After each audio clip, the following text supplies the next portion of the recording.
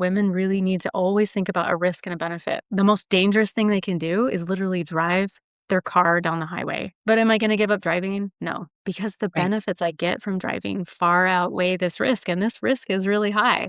So when they're thinking about hormone therapy and they're a breast cancer survivor, it's still a risk benefit for them. They still need to think that even if there is a small risk, which, again, the enemy is not within, but like the small risk here, all is the benefit going to outweigh it? And most likely it is in a lot of women because we're talking quality of life. And if menopause were as simple as like, oh, it just gets better in a few months, but it's not. We're talking decades that you could feel terrible and miserable. And you're like, what's the point of living longer if you feel completely miserable like the entire time? It's a personal decision. And you need to find a provider that's like willing to let you make this informed, educated decision as an adult. Hi, I'm Missy Macholka, the Menopause Midwife. I'm here to break down all the things about menopause and hormones that seem overly complicated, which is pretty much everything. With over 10 years of experience catching babies and 2 decades of intuitive massage therapy practice, I have spent the last few years deep diving into all things menopause to figure out why so many women are suffering and why there seems to be so much confusion about hormones and menopause. Calling on my midwifery experience and my desire to help women attain and maintain full autonomy, I will stay next to you during this life transition and help to explain the options as you step into your power and find optimal health. Hello, my lovelies. Today is about getting actually helpful information when it comes to HRT and it isn't working like you hoped. You know I love a good hormone puzzle, and Dr. Sarah Daccarett is back. She's the founder and owner of Inner Balance. Their flagship hormone product is called Oestra, and it's amazing. So she's back to help us troubleshoot some big questions surrounding HRT. And some of them are like, what do you do when you feel worse on progesterone? Why your estrogen patch might need a partner to work better? How to find your sweet spot with DHEA or testosterone? And if I'm still menstruating, do I take progesterone every day or do I cycle it? So if you've ever thought, wait, shouldn't I feel better by now? This one's for you. We're diving into delivery methods, symptom tracking, and what's new with Inner Balance. So let's hop into it. Thanks for joining us, Dr. Sarah. Thank you, Melissa. Excited to be here. It's great to have you. So I just thought, since the listeners have probably heard us before, I just wanted to dive right into questions. That's all right with you. Definitely. I wanted to start with, I've been hearing a lot about progesterone intolerance out there, and I have a lot of questions about that. And I'm just wondering what your take is on it, because your product, Oestra, is progesterone. And I love progesterone. My clients love it. I have seen some people who are a little sensitive to it. So I just love to hear kind of your thoughts about progesterone sensitivity. Yeah, my thought is that it's not the progesterone, but the formulation, the way you're trying to take it in the body. If you take an oral progesterone, the liver metabolizes 80% of it and gives you 80% toxic metabolites that can cause a lot of different side effects in a lot of different women. And this is what they're intolerant to, are the metabolites, not the progesterone. So 200 milligrams of oral progesterone is actually only 20 milligrams of progesterone. The other 180 milligrams are metabolites that make you really groggy and sleepy. That's why people love it as a sleeping pill, because that's practically what it is. And they can also make you very irritable, though. So we don't actually know what all these metabolites do. Do they convert into different hormones like testosterone, and that's what's making, can make women irritable?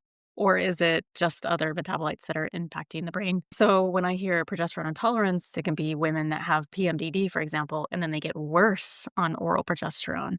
And this is why, though, exactly what they need is the progesterone. It's just the way that they're trying to take it is not appropriate for somebody with PMDD. I think topical progesterone, you can also get variable side effects because it's going into the lymphatic system. So it's not really, will raise levels eventually, right? But it's going to the lymphatics first. And this can just give you variable results. So it's not women being intolerant to their own primary hormone. Like, it doesn't even really make any physiological sense why we would be intolerant to it. It's just how they're taking it. Hormones are hard to get into the body. By nature, the liver doesn't metabolize them so heavily. And this is really what they're probably intolerant to. So if you switch the formula and switch the way that they're taking it, the intolerance goes away.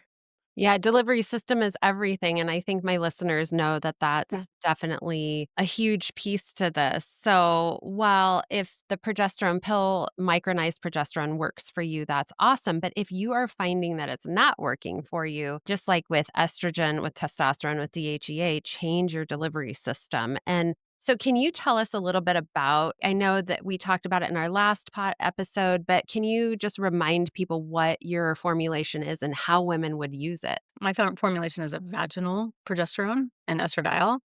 In this way, you are getting it into the bloodstream and avoiding liver metabolism. And when you can avoid the liver, then you're going to get less side effects. So that's why, you could consider a different formula. So if you think that you're progesterone intolerant, think maybe it's not that, and you could try a different way. Just to clarify for myself, does Oestra have estradiol and progesterone in it Correct. combined? Okay. And what if someone's, let's say, on the 0.025 patch and 100 milligrams of progesterone pill, how would they use Oestra if they were kind of on that? Is it kind of one to one or how does You that can't work? really equate the dosing because, Mm-hmm. or again, 100 milligrams of oral progesterone is only 10 milligrams. So like Mm-hmm. it gets so heavily like metabolized in the body. And then a patch, only 30% of that absorbs. So most women still have symptoms on this regimen if they take a 0.25 patch and 100 milligrams of oral progesterone. They're still going to have symptoms on it because it's like barely anything that's getting into the body. So you can't really compare or try to contrast to like the dosing. You just need to try one versus the other. And women get into trouble if they're like, oh, I'm taking 100 milligrams of oral, so I need 100 milligrams of this or whatever, because it's not the way the body works or breaks it up. So you just need to trust your provider really of what you're getting instead of trying to ask for the same thing because it's not going to be the same thing. Right. So if they reach out to your providers and get the Oestra, is it something where they would dose it several times a day if they needed like a quote unquote higher dose? Or does it come in little suppositories? How is it actually I mean, delivered? it's just a pea-sized amount of cream that you can put on your Okay. vagina every day, really. So you shouldn't have to be put something on. Like, it's too complicated if we're having to put 5 different products on. If you have to put Mm-hmm. a patch, take a pill, put some testosterone cream on, put some low-dose vaginal estrogen cream on. These are 4 different products, and you're barely, like, scratching the surface. Like, why Hmm. is that a solution? So, no, I mean, it should be easy. It should be really, really not as complicated as it is for women.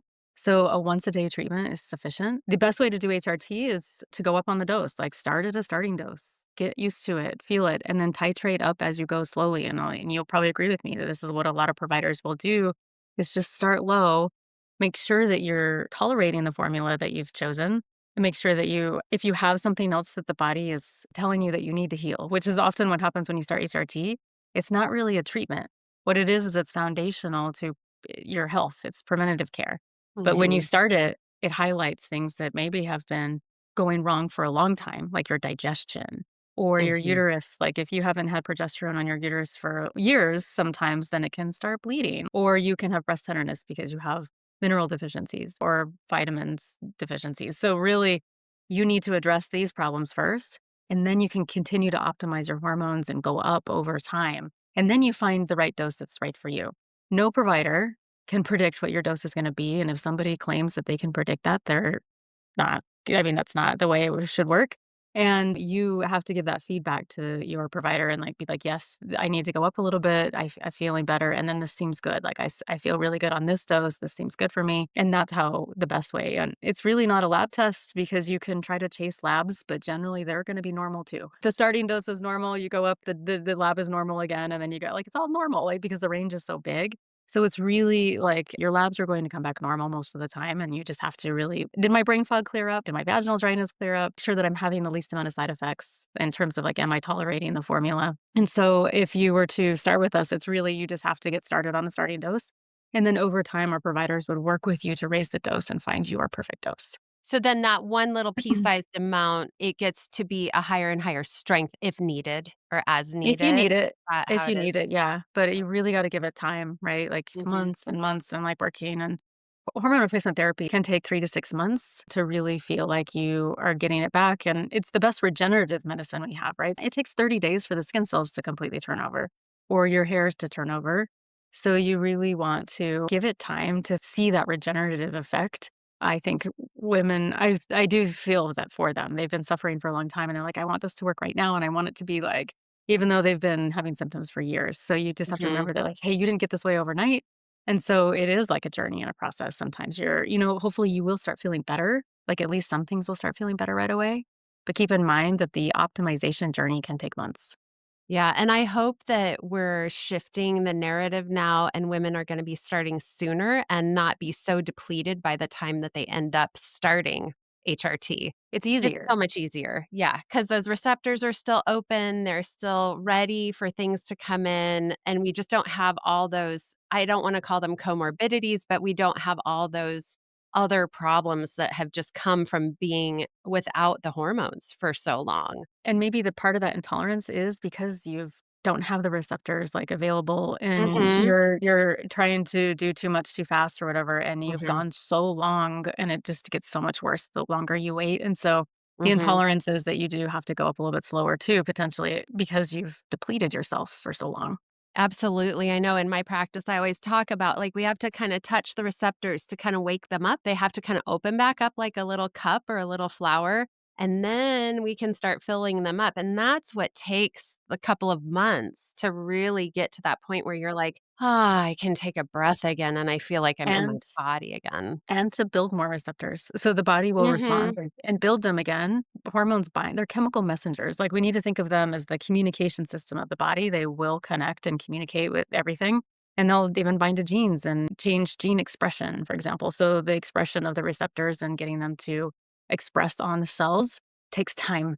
And so over time, you may have to go up too, because like now you've built the receptors that you were missing before. The receptors are open, and now there's more of them open and available for the hormones to bind. And that's why women could say that over time, I continue to feel better and better. And it's because of this Hmm. process that your body is like healing or regenerating, but it is about receptors.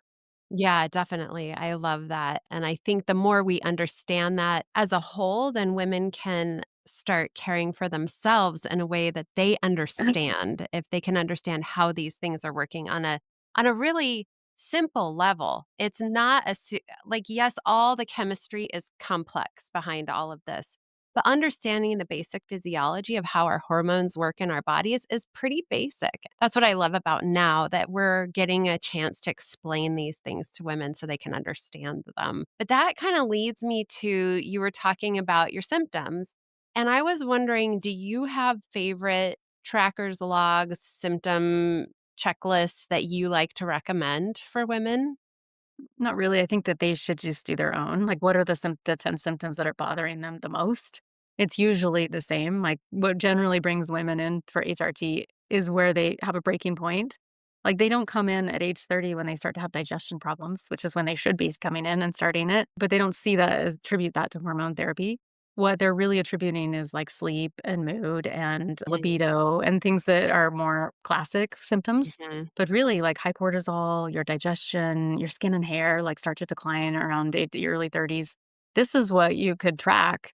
And even if you're younger and listening, that is something you could track now so that you could Mhm. start to see when it does drop off or when you feel like, hey, is my diet having to be really, really, really restrictive? Like if I drink a glass of wine, am I out for like 2 days later? Or like I get a really big histamine reaction with that, or I'm intolerant to the foods that I used to be able to eat, or now my diet does have to be perfect or I'll gain like 4 pounds after I eat a Right. plate of pasta, right? So this is actually an early sign of hormone loss. But these early, the really women wait way too long. And so now they're not sleeping. Some of them have hot flashes because that's one of the last things to happen because they're told to wait until this happens. These are the symptoms that should be tracked earlier on. Am I getting more sleep than not, right? Like, so the number of sleep days and then anxiety, depression, irritability. Am I able to tolerate my children and my spouse, my partner more? And then the people around me, and then my job. People that start hormone therapy and their colleagues will notice that, hey, she's a lot better at work or just not necessarily Mhm. more productive, but just maybe easier for even other people to tolerate you because you're in a better mood, because you're like more energetic and vibrant and you're more magnetic. Like when women Mhm. feel better and they have that hormone therapy, they're more magnetic. If you need to track it, that's okay too. Just keep a journal and be like, especially I would say women with something like PMDD where they do need to track it because there are so many bad days still and it can take so long to get better that you do want to see, okay, well, this month I only had 5 really bad days when I usually have like 15, and so then you can see that it's getting better over time. And this is where journaling and tracking helps. But generally, most women are like, "I feel better right away." They know it's getting Mhm. better. The journaling isn't necessarily as necessary unless you're really having the mood and you're trying to, stabilize a mood. But Yeah. within a couple of weeks, you should see vaginal dryness get better. You should see, use some like most women will see a libido. That can take longer though, right? So you can kinda track it. I would say libido is, like, subjective, and women feel what their expectations of libido are all different, what they think it feels like and what it should be like, and so this is very individualized and personal, but I would say that when we get into this habit of over measuring, I think this new longevity trend is great and wellness and biohacking but we're all majoring in the minors. Like, when we start to track this so much, like the urine lab testing and the devices and the Oura Ring and, like, constantly having 5 different devices on us to measure this stuff, it's not fundamental and it's not basics, and if you go back to, like, the basics, you're going to feel better. You're not gonna feel better if you're constantly tracking this either. No, I even had a client in my office yesterday who is trying to get pregnant for the second time, and she had a miscarriage, and she wouldn't have even known she was pregnant if she hadn't been tracking all of these things with I don't even know all the new tech for ovulation and pregnancy, but I know that it is really fast now, and it was freaking her out, and it was like, "Okay," she was like, I have to put it all down and just listen to It's my body." And I think that that's what we need to do. And so I'm not a big fan of like the full on online trackers. I think if that works for you and that's your brain and how it works, that's great. But what I find works for a lot of women is to start with a basic one-page symptom tracker, which I always have on my website for free, and it has more than just the, like, main 30 ones that are kind of recognized by the medical society, and the one that women always check that is surprising to them is dry eyes. They're like, "Oh, this is a symptom of perimenopause and menopause?" And I was like, "Oh, yeah, absolutely." And I just love the little sheet, and it's broken down into progesterone, estrogen, and then testosterone/DHEA, so they can start understanding where their symptoms might be falling, which hormones might be low. And with Oestra, what the great thing is that it's got estrogen and progesterone, which goes down both the pathways and it hits the testosterone and the DHEA receptors in there too. It's in the same cascade. So you're getting all of those hormones, but it's really good for you to understand, I think, which hormones are affecting which symptoms. I think it's nice for women to have just a sense of that. So I love just a little checklist so I can look at it and be like, okay, I'm not crazy. You're trying to write down all the things. You're like, I look kind of crazy here. Yeah, I agree, like, in the dry eyes, women just need to think of estrogen as really hydrating. They're gonna have dry Mhm. mouth, they're gonna have dry eyes, they're gonna have a dry Yeah. vagina, dry hair, dry skin, like, Yes. it all dries up. And also, like, the attributing one symptom, though, to one hormone can get us into a little bit of trouble because then we tend to Mhm. think that, "Well, I'm not sleeping, so all I need is progesterone." True. And that's not true because, so I do like the guideline, like, I think it helps women think that they do, like, that the symptoms Mhm. sometimes, but in general, women need all of them in order to sleep. Mhm. They need Agreed. all of them in order to have a libido, and so they do need to remember that, like, they're all working together, and it's not just, like, the progesterone that's gonna make you sleep or something, Mhm. like, that's the most common I hear, like, is that, "Well, I just need progesterone because I can't sleep," and it's like, actually, you're not gonna be able to sleep without your estrogen too, and testosterone, we don't Yeah. know, it probably plays a role somewhere. Yeah, and it's all an important ratio of progesterone to estrogen in particular, and then how they metabolize, down to testosterone unless you're adding that in exogenously. Yeah, I just think it's so important that we have kind of the holy trinity of hormones is what I like to call it. They work synergistically. There's the gas, there's the brakes. The gas is the estrogen, the brakes is the progesterone. We need both of those. We need the Totally. gas to light our brain up and to keep things growing. It remodels our bones. But then progesterone, it does the breaks. It helps us sleep, it helps us bring the anxiety down, and then it also helps with bones. So it doesn't do the remodeling, but it does other support systems for growing our bones. And that's I think a lot of that is lost when people are like, "Oh, I only need estrogen," or "I only need progesterone." Actually, we need them together. And it's crazy if you look at estrogen, and you know this way better than I do, Dr. Sarah, but, like, if you look at progesterone and estrogen, and if you put them in the same measurement, how much more progesterone we have in our bodies than estrogen. It's it's incredible. And from my studying, progesterone actually drops first when we are heading into perimenopause. And so that's why I think the anxiety ramps up first and, the lack of sleep, those things, the lack of tolerance. We just don't have that tolerance anymore of the people around us. So it's a pretty important hormone, but they are all together important for sure. Let's scoot on to I wanted to ask you about the half-life of Oestra. Is it just a daily, once a day, or is it 3 times a week? How's it used? Well, half-life of hormones, bioidentical hormones, is only a few hours. It's really 6 to 12 hours or something, Mhm. right? So anytime you're using any kind of bioidentical formulation, it's literally gone, like, within hours. So, the next day, you that's why the patches are like, you put them on and leave them on because it's like you have to be continuously, giving that. And so most of the regimens or should be daily. Like, I think that when you try to split it up 3 times a week, it's just letting it Mhm. deplete and go away. You're just half treating somebody that way. So women have to keep in mind that, I mean, it's a good thing too because if you start something that you don't like, then besides the pellet, but everything else, if you don't like it, it's gone in your system in 48 hours, like, literally Yes, gone. Like, so you yes. can just stop it. You'll go back to what you were before. So should be comforting to know that the hormones don't hang around. They're not, like, conjugated. The reason why we conjugate them, like the horse urine, like, in the past, or the injections are conjugated, this is so that they stay around the body longer. So if you think about something, you have to chemically modify it in order to get it to stay around for, like, a whole week. So if it's truly bioidentical, it's not gonna stick around for a whole week. So Right, you have to kind of remember that that's why you have to put it on every day because, like, it's gone.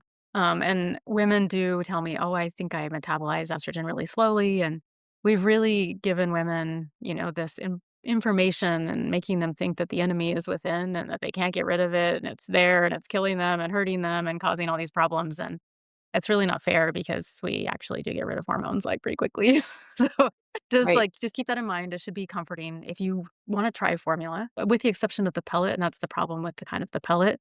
Yes, you can get a good result from it, and it's probably the really good option for a lot of people, but once it's in there, if you don't like it, it's like you gotta wait for, like, a couple of months for that to completely go away because it's there. I always tell women that we want our hormones to either be built in our body or we want to put them in our body. We want to use them and then we want to excrete them. That is why we want them to go. We don't want them recirculating in the body because that's when things don't go well. And so it's just the more we can support that system, that detoxification metabolism system of our hormones, the better off we are. I think that's why you formulated this the way that you did, so that it gets in there, does its job, and then leaves the system. So I'm sure you've heard a lot about vitamin D3, but have you heard about vitamin D3 K2? Maybe. But if you've heard about it and you're like, what is the K2 all about? I just want to tell you super quick that vitamin K2 is what makes sure that your calcium and your D3 absorb and actually go into your bones and keeps that calcium and that D3 out of your arteries. We don't want calcium built up in our arteries. That is why we want to have them together. And that is why I'm a really big fan of Quicksilver Scientific's D3 K2 combo. Sublingual, one little pump under the tongue. It is so easy to use and take, hyper absorbable, and it keeps that calcium and that D3 going exactly where it needs to go. You can order it right on my website, ohm406.com. And when you do, it supports my whole menopause midwife mission, which is to get menopause hormonal education and care to as many women as possible. Be well. Okay. This one might be a little fraught, but I want to jump into it. I want to talk about using Oestra with the IUD and or the patch. I'm not and the patch, but with the IUD, like the Marina IUD, because what I'm finding is that a lot of my clients who are on Mirena, and they need it for birth control purposes. And I'm never going to tell a woman she can't have birth control because I think it's really important that we have that when we're still bleeding and we are still very fertile when we are perimenopausal. A lot of us are. And if you don't want to have a baby at that time, you really got to make sure that you're protecting yourself. And it's much harder to do the rhythm method, or I'm not even sure what they're calling it nowadays, where you prevent naturally, but it's really, really hard to do that during perimenopause. And I would not trust it without a barrier method. That is just my PSA for women who are sexually active with sperm in their lives in perimenopause. So I have a handful of women who are on the IUD with the hormone on it. So, which the hormone that's on the IUD, the Mirena, is progestin, which is non-bioidentical progesterone. I've done a whole webinar on that. So if you're curious about that, please pop into that. But I want to talk about using Oestra in conjunction with the IUD and what your thoughts are about that. Yeah, and I agree with you, like, ovulation's sporadic. I think women over the age of, like, 35, 40, and the barrier method, like, nobody's they're, like, the worst population to use condoms. I don't know any, like, like, guys, you're, like, the ones who know and are educated, and so anyway, they don't, and I understand, but when we talk about birth control, like an IUD, the benefits outweigh the risks in this case. When you're talking about pregnancy, then that's where the benefit is happening, right? Like, you need it, and that's why it's important to still use it because you can't risk pregnancy. When you're using the problem is when providers are using the IUD to stop heavy bleeding, and it's not for pregnancy, and then they're having it in place for that reason, and that's not an appropriate indication for perimenopause. Like, you can do other things to get that heavy bleeding to stop, and now you're increasing her risk and you're not giving her the benefit. So if you're using it for birth control, it's appropriate because it's a benefit, a risk. But if it's not, the risk becomes greater than the benefit. But anytime you use a bioidentical hormone combined with something like a progestin, they're going to compete for the same receptor. So you only have so many receptors, and if the progestin, which is a chemical, we call it a hormone, but it's just like a chemical that binds to that receptor, will bind stronger and longer and tighter sometimes and two, and it has a different signal to the cell because it's not progesterone. And so the progesterone is unable to bind, and then you are going to get mixed results. So, maybe the progesterone will bind. I mean, who knows? Like, you can't predict it. I can't predict it. Nobody can. But if the progesterone binds, then your birth control is no longer effective. If the progestin binds, then your bioidentical hormone is not doing the benefit that it can. So unfortunately, it is like a little like stuck in this really like rock and hard place for perimenopausal women who have to try to do birth control and want to do hormone replacement therapy. And so I do feel for them, but I'm also know that you get pretty good results. So there must be enough receptors around that like you're going to be able like women do keep the IUD and they do a bioidentical hormone. They get okay results. Like they're feeling better and they're able to still keep their birth control. So it is kind of a win-win. They just need to know that at the point where they don't need to worry about that anymore, they do need to should consider taking that IUD out, that it's not benefiting them outside of that pregnancy prevention. And so to kind of pull that out as soon as they think they're out of like a window that they're comfortable with doesn't necessarily mean 50. So I think that women think that they're fertile if they're having a period, and that's not always true either. But I also know that it's like, again, like you said, it can be erratic. They could ovulate like at 45 or 48 or just like once that whole entire year they ovulated and they just happen to have intercourse when they ovulated. I think for a lot of women, keeping an IUD till 50 also increases risk, different types of risk. We know that it does that, and it's actually contraindicated over the age of 35. So we're in this like kind of, women just need to make the decision that's right for them. It's like, okay, I know I'm not going to get the best results from bioidentical therapy, but I will get some, and I probably will get a lot. Mm. And I can still keep myself from getting pregnant, which is really like a bigger problem for me. So you just have to kind of weigh everything and then make the decision. But if you have the luxury of, feeling comfortable, like pregnancy is not a concern, I would definitely take the IUD out. But does that make sense? Because you really can't predict because it's the same receptor that they're both of them are binding to. I always like to think about it, and maybe I'm not sure if chemically I'm thinking about this correctly, so feel free to poke holes in it if you want, but I always think about the receptor like it holds progesterone right in it like a cup. But progestins, I feel like they sit right on the outside of it because you don't get all the benefits that you get from progesterone from progestin. Really, the main benefit that you get is A, pregnancy prevention, and B, you make sure that your uterine lining isn't proliferating. So you're missing out on all these amazing benefits because it's not sitting right in the receptor. I don't know if I'm understanding that correctly or not, but I'd love your take on It's that. and receptor antagonism is antagonism. So it's still antagonizing the receptor or else it wouldn't work. So Mhm, like whether it sits outside of it or not, like, I mean, you're trying to argue that maybe they both bind to the receptor, which they mhm, might, like, but I don't mhm, think we also know that. It could maybe explain why some women do get results from the HRT still, even on the IUD. mhm. But I think it's pretty variable, And progestin, what it's doing is lowering the production of your own hormone. So it's actually not preventing the proliferation of the lining, it's just preventing your own production and preventing this, like, natural, like, cycling that's happening, right? That's supposed to happen. Mhm. So I would argue that it's not even providing the benefit of that. It's just stopping this, like, period. Oh, So I like, interesting. Yeah. progesterone will truly prevent the proliferation of the lining and regulate it. The only benefit is that you're preventing pregnancy when you don't want one. I would never try to give it any more credit than that in terms of what it's doing. It's stopping that bleeding, but not because it's, in a beneficial way. It's just simply, like, lowering all of your hormones to 0 and probably impacting that regulation. Maybe it's not. The uterus creates metabolites that regulate the bleeding, and these metabolites are not going to be made from progestin because it's not progesterone. So Right. again, you're still not really doing it the natural way that your uterus and your body is used to doing that. But again, like, they might say if they're both binding, then that's great for women who are, like, in this category that you're talking about that really need them both. Mhm. And so if we can provide that for them and they can keep their IUD and do the hormone therapy and get results, then it's a win. Yeah, I know it's a tricky spot for women, but we have to I know there are a lot of people out there who are like, "Oh, they have to take it out." And I'm like, "Yeah, but we can't take away birth control from women. You can't predict your ovulation when you're perimenopausal. It is so tricky." So, This group of women also knows exactly what they want, like, in terms of pregnancy or not pregnancy, yeah. right? They've either, and they've had children or Mhm. they know what and so it's like, this is the group that you also need to really respect their decision. And so like, not I mean, obviously, as a providers, we have to do that too. Like, I'm here to not help you, you make the decision, and then I'll support you and help you get there with what you Mhm. want to do. And I agree with you, we can't take it out. We just need to try to get them the best results that we can. Exactly. So, like, have them keep the IUD in, and then can we, like, get the HRT to work for them in a way that they are feeling better? Because that's really what Right. our job is to try to make it work. Absolutely. But Yeah. we do get results, like, I think with the Oestra, so I don't know if it's the formula, but we tell all of our patients to keep the IUD in, like, if they need it. Mhm. If they need it for pregnancy, keep it, and then just try to like it, and they do stay on it, and they do get the results, so it must be working.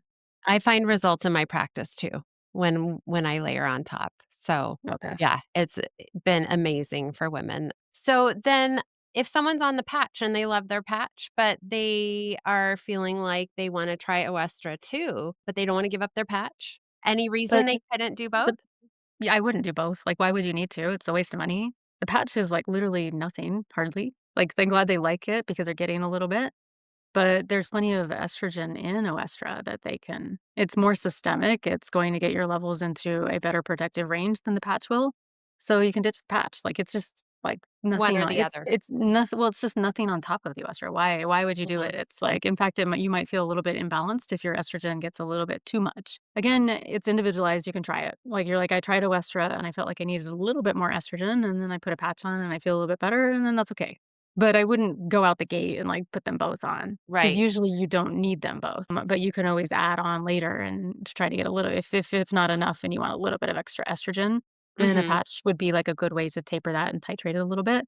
But again, it's like we're chasing something that's like, is that little extra 0.25 probably not doing that much, really. But if you get a placebo, that's okay too. I mean, like, if she's like, "I feel better," that's all that matters. Yeah. I know, and I'm a patch girl. I've like I didn't know you when I started my patch, and I love the patch, but I have to and we talked about this last time, I think part of this where you could use Oestra and the patch together in a really neat way is if you're having a super sweaty day and you're burning through or very stressful time in your life and you're burning through your hormones a little faster, you can really control, like, how much you're getting. And I guess you could just use more Oestra. I just don't know how much you can put on in one dose. It's like a pea-sized amount. Well, do you end up then using 3 pea-sized amounts at once, if you're feeling like, The "Whoa, I prescription's need only more." for the prescription's for one thing. Mhm. If you use 3, it's way too much, and then also, like, you'll run out. I think for the average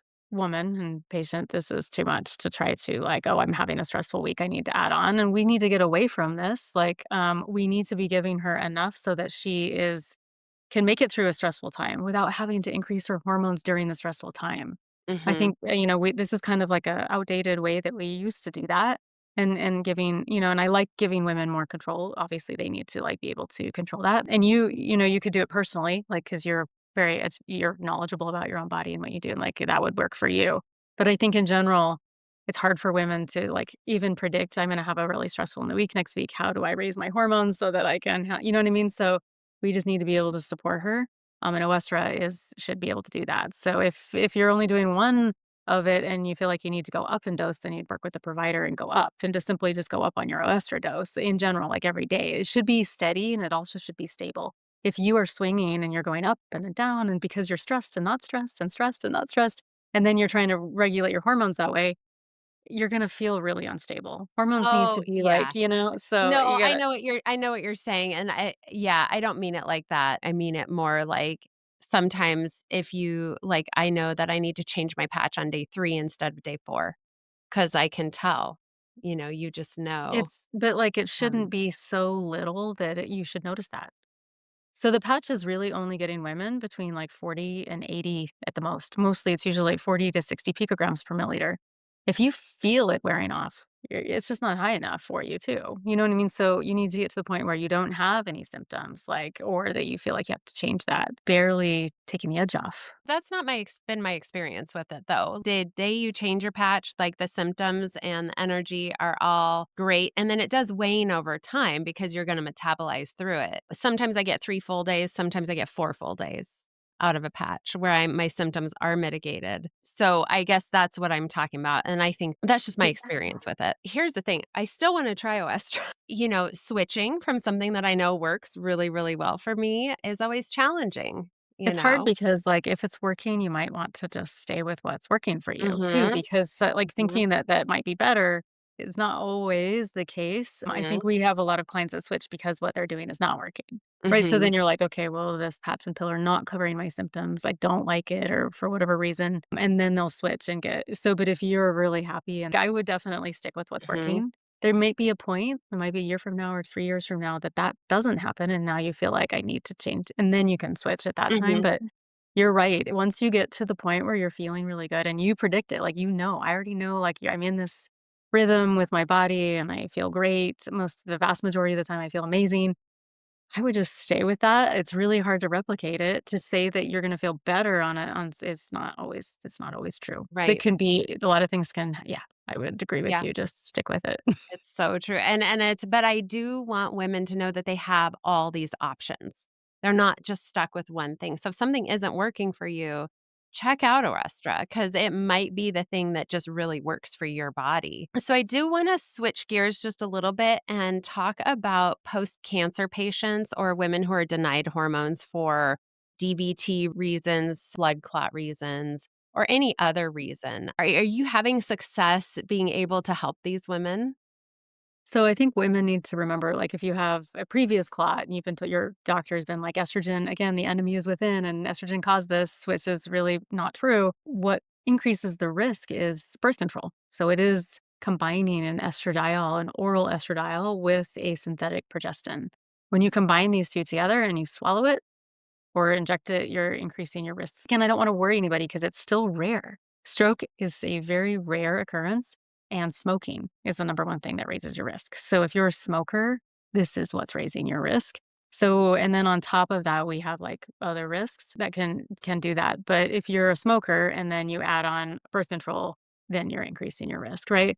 So if Exactly. you're unless you're in that category, and then even with factor V Leiden and other genetic Mhm, mutations, these do not predict risk of future stroke. So I think there's this misconception in the literature about these genetic mutations. They don't predict future risk, actually. Seeing women with like homozygous factor V Leiden have 4 babies like vaginally and no problems, right? So it's like this is not an actual predictor like we think it used to be 20 years mhm, ago. Again, we like have a lot of new literature that shows differently. And so it is an oral formulation. When it gets metabolized in the liver, it increases these clotting factors. So if you're worried about stroke, or you've had a history of it, or you have, factor V Leiden or something, you need to stay away from orals, probably, to mhm. any kind of oral, like, arguably, but it's the estradiol oral that's really the one that's been shown to increase clotting risk, but I'm not even sure the oral progesterone has been. It's just that you are increasing different things in the liver and metabolites when you're swallowing it. So a cream, either a topical cream or your vaginal cream is, like, better for you because you are avoiding the liver or patch, right? So anything that's avoiding the oral route or Mhm. pellet or an injection, all of these for anything but an oral, so all these other formulations would be okay for you, but doctors think all hormones are the same. They think birth control is the same thing as bioidentical, and then doctors are like, "No estrogen for you, no hormone therapy for you." Instead of being there's this actually nuanced caveat that it's actually the oral and it's Right. actually the birth control. But just to be safe, I would stay away from all orals, but it's truly birth control. I think we just tell women that you're actually not it doesn't increase your risk above your baseline risk. If you think you have a baseline risk, that's your baseline. But Mhm. our formulation is not going to increase it beyond that. And again, we've been fear-mongering women for no good reason. This stroke thing is just another. The World Health Organization considers even the risk for birth control to be very rare. And Mhm. so rare, we wouldn't even talk about it if it were another drug. But we Right. continue to tell women that estrogen's dangerous. So, like, we don't talk about, the risk for AFib for thyroid medication is way higher. And you can get a stroke from atrial fibrillation, but nobody counsels patients on that. We don't sit around and talk about the risk for that, but No. we really, beat the dead horse on the estrogen, and it's not even that big of a risk comparatively to other things. And then breast cancer is the same thing, right? So it's really nuanced, and progestin was always the one that was in that study that showed that increased risk, and estrogen was villainized. And luckily now, I think we've really, in terms of just keeping women calmer, knowing that it's not going to increase their risk above a baseline risk, that things like alcohol and smoking and lack of exercise do that. But if you are recovering, I think this is like the area that you're talking about. Like if you've had breast cancer in your previous and you've now are in remission. Well, for men and prostate cancer, we don't offer them testosterone therapy while they have active prostate cancer. So, like, if you have active cancer, you should not start anything. Like, okay, so, just listen to your doctors, treat your cancer. And then, but when men have recovered and are in remission from prostate cancer, they're offered testosterone therapy if they, for quality of life and for the benefits that it offers. And women should be the same. Mhm. Okay, so if you have certain again, this is still nuanced, but the problem is that providers are not. They just are like, "Okay, estrogen is out forever for the rest of your life," and we need to stop treating women like they're their breasts. They have more like heart disease. Even if you get breast Mhm. cancer, you're more likely to die from heart disease than Yeah. die from your breast cancer. There's so Mhm. heart disease, Alzheimer's, osteoporosis, urinary tract infections, urinary incontinence, quality of life, other cancers, colon cancer. So diabetes, like these, this is very real. And Mhm. these risks are greater and they are more common than breast cancer. And so women need to take this into account. Again, everything is a risk benefit. Women really need to always think about a risk and a benefit. The most dangerous thing they can do is literally drive their car down the highway. But am I gonna give up driving? No, because the Right. benefits I get from driving far outweigh this risk, and this risk is really high. So when they're thinking about hormone therapy and they're breast cancer survivor, it's still a risk benefit for them. They still need to think that even if there is a small risk, which, again, the enemy is not within, but like the small risk here, all is the benefit going to outweigh it? And most likely it is in a lot of women because we're talking quality of life. And if menopause were as simple as like, oh, it just gets better in a few months, but it's not. We're talking decades that you could feel terrible and miserable. And you're like, what's the point of living longer if you feel completely miserable like the entire time? It's a personal decision. And you need to find a provider that's like willing to let you make this informed educated decision as an adult, and we give women this power to do that who are breast cancer survivors. So whether the literature man, there's like a mixed and I think some studies are, but even BRCA2 patients, like if they have total mastectomy and they've removed their ovaries as well, they are candidates, and they are like Wonderful. yeah, and they're one of the most, high risk. So I think, if you're not that and they can take it, then you're kinda okay. So, but again, your decision, like, I would encourage you to be informed and make a decision yourself. Mhm. That's what I want all of my ladies to hear this. And so, if you are one of those cancer survivors who has been denied hormones, please reach out to Sarah and her team and see what feels right to you because I think you can find support there. And I really love that you guys are creating this space for women. When I hop on a plane and I want to have my peptides with me, which is always, one of my favorite ways to bring them with me is this way. This is a box of BPC 157 strips. This is a fantastic way to travel with your peptides. It's not even liquid. You don't have to keep them cold. You can just throw them in your wallet because when you take them out, they are a thin little piece of paper, kind of like the size of a Post it note cut in half. And so all you do is you open the little package, you pop the strip into the roof of your mouth and let it absorb, and you've got your peptides for the day. Instamed sublingual strips, they do come in the BPC 157, the CJC 1295, which helps to naturally boost growth hormone and support recovery, GHKCU for collagen, skin, and anti aging, thymosin alpha 1, which strengthens your immune resilience, and PT 141, which is for libido, energy, and mood. Now, the PT 141, that one's really fun to just have around for as needed. So, these are clean, convenient, and honestly, one of the easiest ways to start peptides without the overwhelm. But if you're already a peptide pro, this is one of the best ways to travel with your peptides. It's so easy. So you can shop all the options at ohm406.com. Just search Instamed and see what's possible. I do like to make a disclaimer here. This is not a sponsored ad. This is just a product that I love and that I use daily or almost daily. And so I want you to know about them too. Be well. There's a lot of talk about going with your cycle for hormones for women who are in perimenopause or even women who are maybe pre-perimenopause who are still bleeding, but they're starting to get some of those perimenopausal symptoms where they're using progesterone and maybe estradiol at certain points in their cycle instead of continuous use. Do you have any thoughts about that whole process? Yeah, I think women are, again, trying to chase this lab. They're like, okay, well, I know that I'm making estrogen maybe these 5 days, so I won't take estrogen these 5 days. The labs are very inaccurate. This pictures that we follow of like these cycling hormones are based on radioactive immunoassays, which are so outdated. We would reject all of those papers today, but yet they're in all of the old medical textbooks. We all refer to them as this is what the cycle looks like. So we don't even really know if that's what the really cycle looks Yeah. like. And you are basing your treatment on that, I mean, not you, but, like, the person that's trying to do Mhm. this is, like, trying to think of it this way. When you start taking hormones, you actually suppress your own production. So if you even if you do it for 2 weeks and then you stop it, it's gonna take you 2 weeks to kind of start making it again. So, like, 'cause this FSH in the brain has to, like, pick it up again, so you're actually just not treating yourself for 2 weeks. You're treating for 2 weeks and then not treating Mhm. yourself for 2 weeks, and most women have a lot of problems doing that because they don't Mhm. feel well. They Right. think they need to do it because they're not ready. Women need to know that, like, taking HRT doesn't always mean that it's going to make you infertile or suppress your ovulation. Right. So I think this is what they're Mm. afraid of. Like, they're afraid of, like, "Well, I don't know what my family planning is. I'm 32. I know I need HRT, but maybe I want another kid, or I haven't had any kids." Like, they just don't know, and they don't wanna, like, make such a final, and that's okay. Like, that's fine. You don't need to have your it all planned out. So, but you just need to know that, like, the HRT is not birth control. Doesn't stop that ovulation process. Yes, if you did a lot of it, you could potentially, like, suppress this for sure.